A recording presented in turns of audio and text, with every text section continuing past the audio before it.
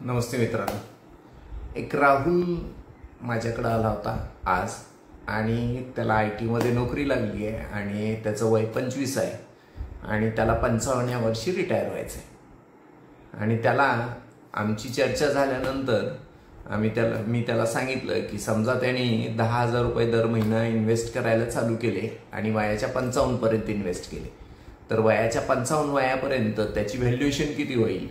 तर त्याची व्हॅल्युएशन होईल 3,08,00,000 रुपये।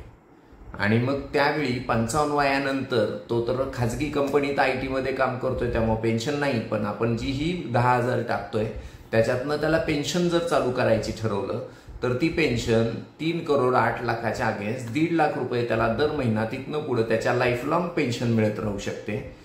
6% आपण तिथं धरलंय, कारण तिथं आपण रिस्क फार कमी केली आहे, त्यामुळे 6% तेवढंच केलं।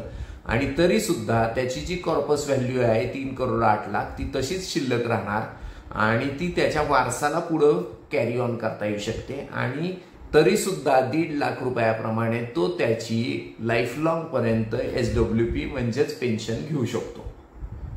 बघा, विचार करा, 10,000 रुपये तो दर महिना आत्ता टाकतोय 35 वर्षासाठी, 30 वर्षासाठी आणि तिथनं पुढे तो 30 ते 40 वर्षासाठी म्हणजे 55 पासून 85 वयापर्यंत म्हणजे 30 वर्षासाठी तो 10,000च्या अगेन्स्ट 1,50,000 रुपये दर महिना घेऊ शकतो।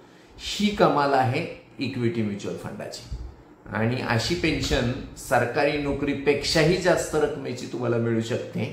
पण त्याची तयारी करायची असेल तर एक कॅल्क्युलेटेड रिस्क घेणं आणि त्याच्यासाठी योग्य जो गायडर आहे तुमचा, त्या गायडरचा मदत घेणं हे तितकंच इम्पॉर्टंट आहे। तर तुम्ही हे नक्की अचीव करू शकता। विचार करा आणि चालू करा। थँक्यू।